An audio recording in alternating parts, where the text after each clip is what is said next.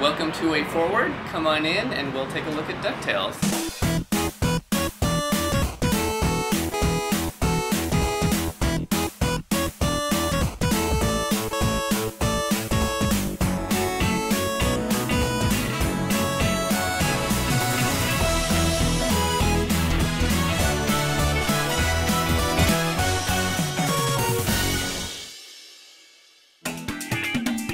You know, with the character designs of Scrooge, we went through weeks, if not a month or so, of trying to nail down the design of what Scrooge is going to look like, starting from a very Carl Barks look to, you know, something that's a lot more like the show. In the animation process of the game, we blocked out a time every single day to do an animation review, because animation for this game was one of the most important aspects.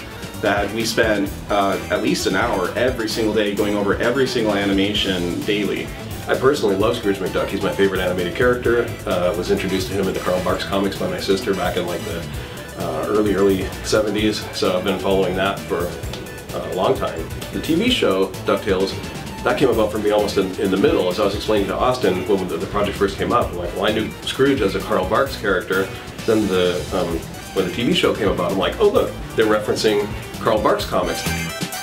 I would say all the Scrooge accents in general had Carl Barks all written all over it. So, you know, I mean, whenever I did anything, it always had the sincerity of Carl Barks. I'm really happy that you know, Matt Bozon really educated me on Carl Barks, who he was, and how special, how important it was to him, and how important it is to me that I know a lot about it. Before I even looked at the show, I tried grabbing as many comics as I can of Carl Barks and looking at his Magica, which is really amazing. And hopefully, again, all that ingrained inside, and then watch the show and purchase them both, and hope to God that when it came out of his hands, or the direction, or the, you know, supervision, that it came out sincere.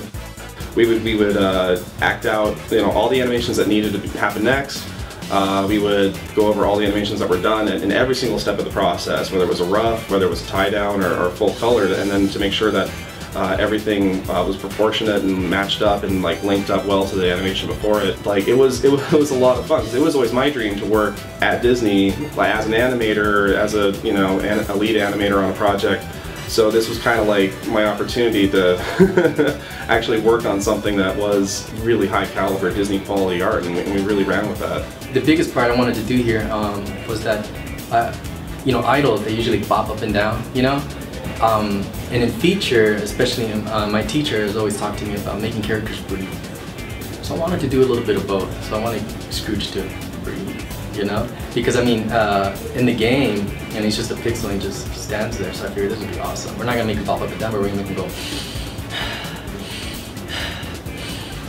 Why not? You know, breathe some like life into these characters. So I was very animated when I did this stuff. So I pushed really hard for Magica and Glomgold to have a bigger role. That was really important to me.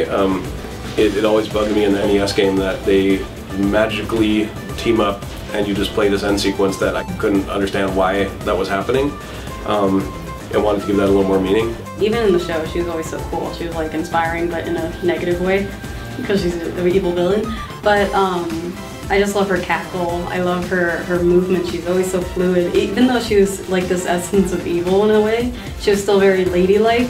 The original game was very much a solo adventure with NPCs peppered here and there, so giving all of the show's other characters more of a chance to shine was pretty nifty. It's really great to see the nephews in particular have more to do. In the show and in the game too, I always like the nephews and Webby's designs because they're freaking adorable.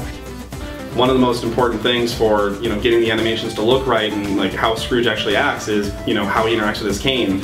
So I literally went out and bought a cane that has a hook, which are not easy to find, believe it or not, so that I could act out scenes over and over. So, you know, going over the animators, how does he hold his cane? How does he hold it when he's walking? How does he hold it when he's jumping?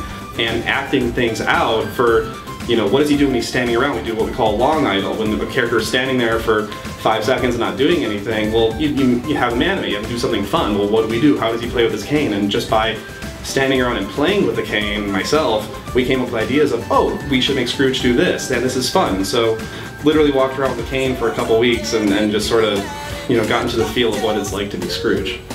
once we said DuckTales, you can't not say woohoo afterwards, and that's what it's become for the rest of my life.